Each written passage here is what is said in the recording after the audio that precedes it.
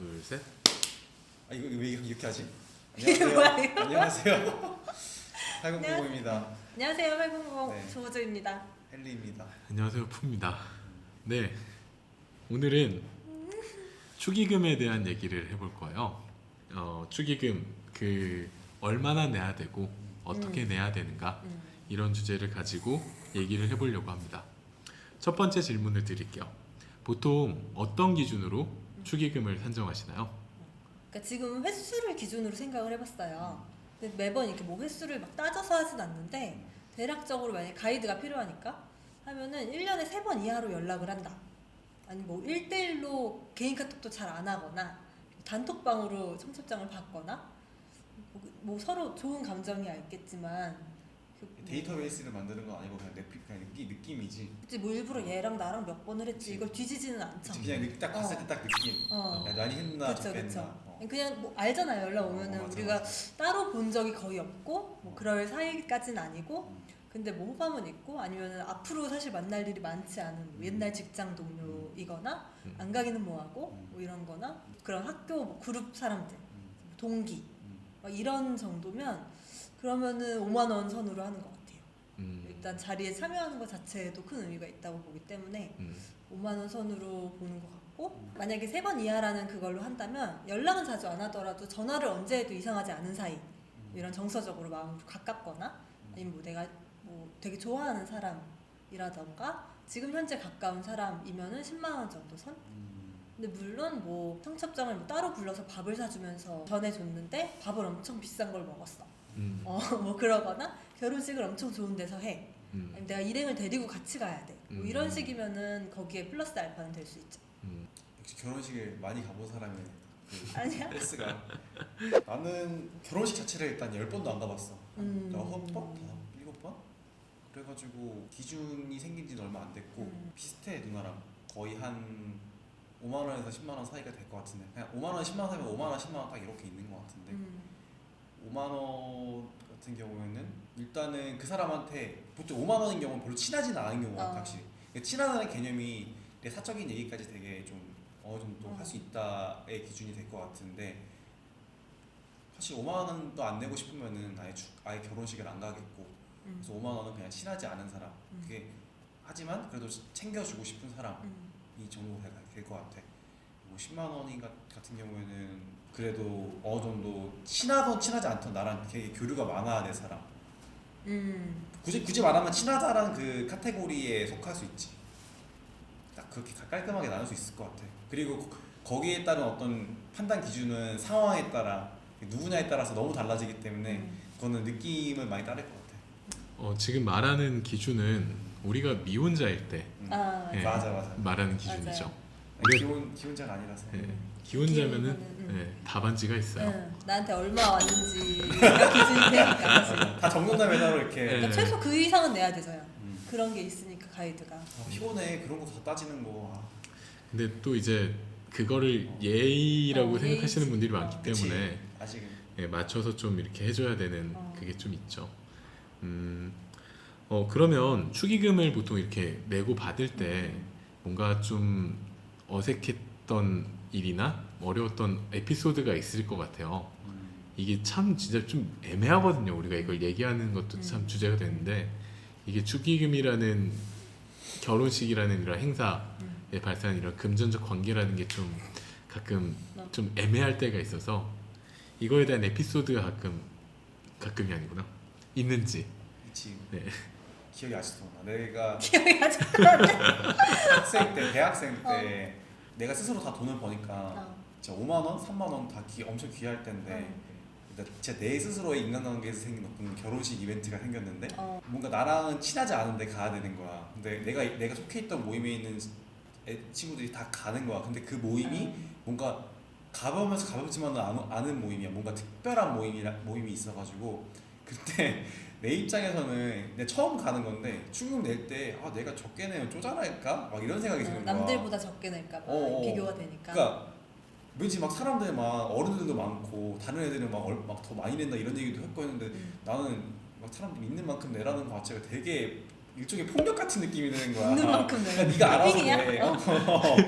폭력이야 진짜 이거. 왜냐면 나한테 되게 심리적 압박이 될 수 있거든. 근데 내가 그때 한 3만 원 냈나? 근데 난 그 당시에 난 내가 밥 먹을 돈도 막 아끼면서 샀단 말이야. 그래서 3만 원이면 엄청 큰 돈이야. 그래서 사실은 그 친구랑 뭐 딱히 연락 안 하고 앞으로도 연락 별로 안 할 것 같지만 물론 그 친구를 나쁘게 생각하진 않아. 내가 사실은 그때 생각해 보면은 분위기에 휩쓸려서 가서 축의금 낸 것도 있어. 내가 안 가면 좀 이상한 것 같은 느낌이 들었어.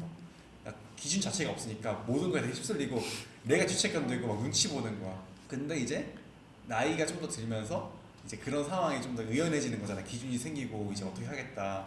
다음번 갈 때는 점점 이제 좀 더 내가 축의금 같은 거 일부러 막 인터넷에서 글도 찾아보고 그래서 어떻게 되는지 다른 사람들이 어떻게 되는지 보고 그럼 나는 이렇게 해야겠다고 하면서 점점 더 이제 남의 눈치를 보기보다 나의 기준이 생기니까 내 스스로가 좀 당당해지는 거. 얼마를 내던 간에 지금은 내가 가지면 감사한 거 아닌가? 라는 생각이 들어. 그러니까 내가 잘났다가 아니라 가는 것도 사실 되게 귀찮잖아. 내 시간은 뭐야?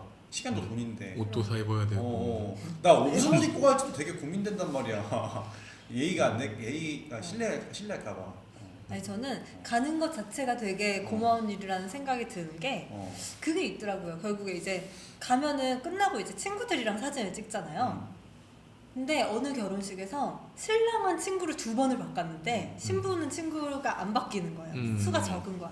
근데 뭐 그런 차이는 있긴 하죠. 남자들은 군대도 있고 뭔가 집단적인 아니야 군대 연락 안 해. 아 그래? 나는 그래. 그 친구가 인싸였나 보다.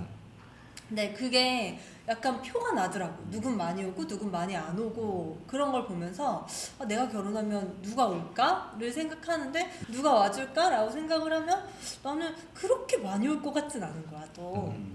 그래서 그 친구랑 야 그 하객 알바를 왜 쓰는지 알겠다. 이게 뭐 아무리 사랑해서 하는 결혼이지만 시댁 보기에 쟨 친구도 없니 이럴 수도 있고 그러니까 그런 거에서 자리를 막 친구들이랑도 야 돈 안 내도 되니까 와서 밥이라도 먹어주면 좋겠다 뭐 이런 생각할 때가 있었거든요. 그래서 가기만 가는 것도 물론 막 와서 막 씻고 옷 씻고 다 데려서 밥 먹고 이러면은 그건 안 되겠지만 자리에 참석해주는 것만 해도 되게 고마운 일인 것 같아요. 누나는 에피소드 없어? 나도 3만 원 낸 적이 딱 한 번 있어. 진짜 정말 가기 싫었던 결혼식인데 그 회사에 그때 내가 들어간 지 한 달도 안 된 시점에 누가 결혼을 한 거야. 온 직원이 다 간 거야. 정말 너무너무 가기 싫었는데 내가 그 회사에 지금 실제로 회사를 옮기기도 했고 그 당시에 내가 여기 얼마나 있을지도 모르는데 내가 언제 결혼할 줄 알고 막 그런 그래서 진짜 울며 겨자 먹기로 가서 이건 내가 돈을 받고 가야 되는데 막 이런 생각하면서 갔지. 그때 3만 원 한 번 냈었어. 근데 물가도 좀 바뀐 것 같아요. 우리가 한 10년 전 정도 생각해보면 축의금을 논의할 때 3만 원이라는 금액이 있었어요. 맞아. 네. 있었어. 3만 원. 지금은 3만 원 내면 안 돼. 지금이 3만 원 내면 이제 욕먹지. 안 내는 이만 못하지. 부가세 포함해서 줘야 돼요. 3만 원 낼 거면 차라리 결혼식 안 가고 은행 계좌로 써주고. 요즘 이제 그것도 이상해. 그것도 이상해. 알았어. 그냥 안 보내는 게 낫지. 차라리 그 3만 원 보내줄 바엔 그냥 선물을 사서 차라리 내가 못 갔다 하고 나중에 뭐 신혼집에 써 이런 게 차라리 센스 있어 보일 수 있지. 맞아. 3만 원이 버짓이라면. 그러면은 좀 약간 그런 것도 있지 않나요? 그 어떻게 사람이 이제 표현했을 때 결혼한 당사자가 결혼한다고 이제 보통 청첩장 보내고 뭐 이렇게 하는데 어떻게 표현했을 때 갔었고 어떻게 표현했을 때 가지 않았었는지 이런 것도 있을 것 같아요. 예를 들어서 뭐 단체방에서 나 결혼해 하고 막 부렸을 때 모바일 띡 이런 거. 우리 다 안 가잖아요. 너 가는데? 가는 것도 있었는데. 근데 이거는 청첩장이라기보다는 평상시에 그 사람과의 관계성. 얼마나의 관계가 쌓여져 있냐가 중요한 것 같아. 그러니까 그냥 의뢰 보냈어도 이 사람은 나한테 너무 좋은 감사한 분이라서 가게 될 수도 있는 거고 그거는 진짜 케바케인 것 같아. 맞아요. 저도 막 실제로 가장 최근은 아니고 아무튼 최근에 갔었던 결혼식 중에 뭐 그분이 바쁘고 뭐 이래저래 해서 뭐 모르지 우선순위에서 밀렸거나 이랬을 수는 있겠죠. 그래서 따로 만나지 못했고 그냥 청첩장만 받았는데 그래도 제가 너무 좋아하는 분이었어요. 그래서 갔었고 그리고 갔다 와서 이제 따로 만나긴 했죠. 너무 미안하다 이렇게 해서 만나긴 했는데 제가 안 갔었던 결혼식 중에 하나는 제가 너무 좋아하는 친구여서 진짜 몇 년 연락이 끊겨 있는 몇 년 동안에 제가 계속해서 연락을 했었는데 답이 없고 나는 번호가 바뀌고 얘가 무슨 일이 있나 보다라고 생각을 했는데 결혼할 쯤에 연락이 왔더라고요. 근데 연락이 와서 뭐 너무 보고 싶었다 어떻게 된 거냐 했는데 그냥 막 이러저러 이렇게 지냈고 했어 라고 하면서 결혼식에 와라라는 얘기를 하는데 그것마저도 그 친구가 내 말을 무시하면서 끝났죠. 그러니까 연락이 안 되면서 끝나고서 일방적인 네. 일시인 거지. 네 다시 일시불로 끝나고 그러니까 밥을 먹자라고 해서 약속을 정하다가 음. 그렇게 됐나? 음. 그러고서 진짜 결혼하기 일주일 전? 이럴 때 다시 연락이 와서 저 너무 마음이 상해가지고 그 결혼식을 안 갔거든요. 맞아. 평상시에 잘해도 마지막에 이러면 또 음. 평상시 그러니까 꾸준히 잘해야 돼. 있을 때 잘하고 평소에 잘해야 음. 그게 다 돌아오는 거죠. 음. 그리고 그런 감정이 있는 것 같아요. 그 어떤 사람은 오래 안 봐도 그 옛사람의 기억이 항상 좀 라이브가 되어 있는데 어떤 사람은 오래 안 보면 그게 잠깐 끊겨 있는 거야. 그런 끊겨 있는 관계가 있을 때 연락이 오면 이건 좀 약간 좀 갑분싸되는 느낌이 있는 거죠. 맞아. 뭐 계속 얘기하자면은 내가 군대 있을 때 되게 인상 깊었던 소대장은 있는데 난 인상 깊었던 거지 그 사람하고 군대 나와서 얘기한 건 아니거든. 근데 좋은 기억이 있지만 청첩장 돌릴 때만 온 거 보고 나서 걸러야겠다 생각을 했어. 물론 이제 그 사람이 그런 생각으로 보내지 않았을지 몰라도 어쨌든 나는 그런 느낌을 받았어. 그래서 되게 막 불편한 상황. 네가 여기서 좀 더 이어서 얘기하면은 되게 이 축의금 내는 것과 결혼식 가는 것 때문에 불편한 상황이 생길 때가 많잖아. 솔직히 좋은 상황보다는 우리나라의 면문화 때문에 이게 좀 빨리 살아났으면 좋겠어. 난 축의금 안 받고 안 가고 싶을 때도 있고 안 내고 싶을 때도 있어. 왜냐면 어차피 내가 초대할 사람들은 내가 좋아하는 나를 좋아하거나 내가 좋아하는 사람들일 테니까. 사실 결혼식이라는 거는 사람들이 이렇게 와서 그거 자체를 축하하는 자리인데 이거 그러니까 그게 와서 이제 사진 찍어주고 같이 이야기 떠들어주고 축하해주고 이거 자체가 되게 뜻깊은 건데 어쩌면 더 중요한. 근데 돈 내는 거고 돈 세고 있고 이거 자체가 되게 본질에서 되게 벗어난 것 같아. 저도 동의해요. 어떻게 보면은 그 사람을 진심으로 아껴주고 미래를 축복해줄 수 있는 자리가 그 자리인데 이게 약간 금전이 엉키면서 뭔가 이제 좀 복잡 미묘하게 흘러가는 그 문화가 좀 아쉽긴 하죠. 네. 사실 다들 좀 재정적으로 여유 있으면 누구나 많이 주고 싶고 안 받고 그냥 축하만 받고 있고 하죠.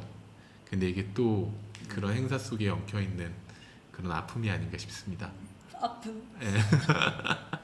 예. 아니 그러니까 근데 난 돈이 아무리 많아도 주는 거는 상태 따라서 그럴 것 같아. 그러니까 안 받을 수는 있지. 그러니까 저도 어릴 때 꿈이 결혼식에 축의금 안 받고 싶은 거였거든요. 그 누구지 김태형 연예인 맨발 알아?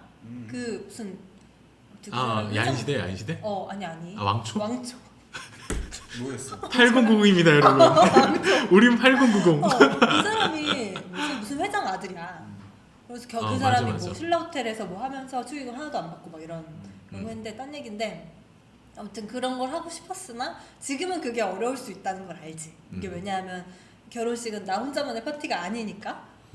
나 혼자만의 파티였으면 좋겠다. 그렇게 할 수도 있지. 합의만 되면 되지. 근데 뭐 저는 일단 와주기만 하면 고마울 것 같아. 진짜. 그치 와주는 게 고마운 거지. 와주기만 하면 내가 부르는 사람들에 대해서는 와주기만 하면 고맙죠.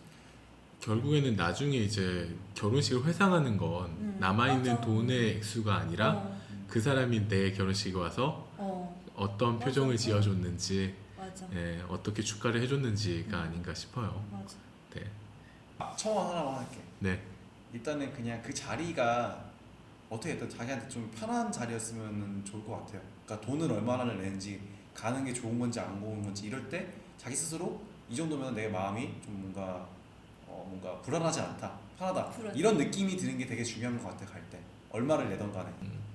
그리고 이제 그 행사를 주최하는 사람들도 가는 사람들 서로가 성숙해져야죠. 맞아. 안 왔다 서운해할 말고 와주면 고마워하고 뭐 적게 했다고 뭐 서운해 말고 막 이런 것들. 사실 되게 감동적인 자리거든요. 그렇지. 네. 너무 보면 고마운 막, 거지.